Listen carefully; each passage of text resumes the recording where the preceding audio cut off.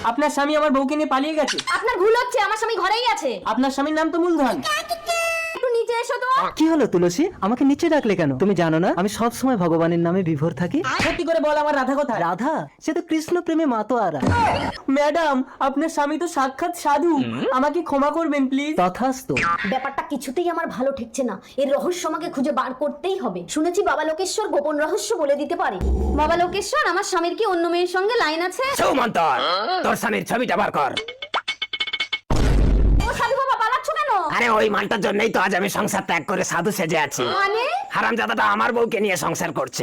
আরে আমিই তো সেই তুলসী, তোমার বউ। না, এই সাধুর দ্বারা কিছুই হবে না, আমাকে এই রহস্য বার করতে হবে। এই তুমি কোথায় যাচ্ছ?